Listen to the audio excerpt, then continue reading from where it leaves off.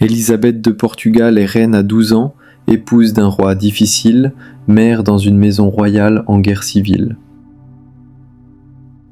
Elle s'interpose physiquement entre son mari, le roi Denis, et son fils en guerre. Et après la mort du roi, elle pose sa couronne, prend le manteau franciscain et va vivre pauvrement près des Clarisses de Coimbra.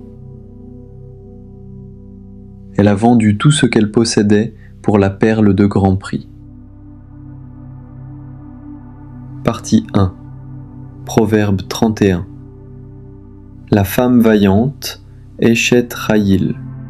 Chayil, c'est la force des guerriers, c'est le même mot. Une femme forte, active, commerçante, généreuse, infatigable.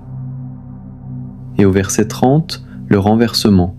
La grâce est trompeuse, la beauté est vaine.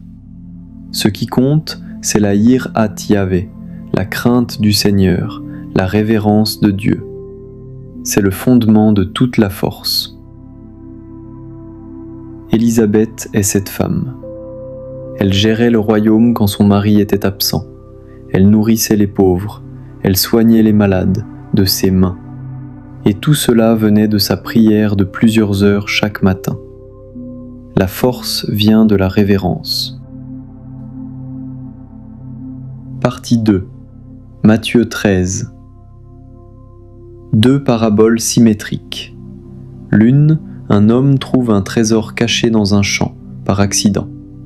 L'autre, un marchand cherche des perles de qualité, délibérément. Mais dans les deux cas, tout vendre. Polei panta ossa echei, il vend tout ce qu'il possède. La margaritesse, la perle de grand prix, est ce pourquoi tout le reste peut et doit être sacrifié. Non avec regret, avec joie. Dans sa joie, il va vendre. Élisabeth a vécu ces deux paraboles. Elle a trouvé le royaume par sa foi au milieu de la vie royale. Et à la mort de son mari, elle a vendu tout, rang, confort, sécurité, pour vivre pauvrement. Elle meurt en 1336 en allant à pied négocier la paix entre son fils et son neveu. Jusqu'au bout. Clôture.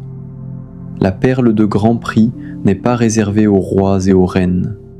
Elle est offerte à quiconque est prêt à vendre tout ce qui l'encombre. La question, qu'est-ce que je n'arrive pas à vendre pour trouver la perle ?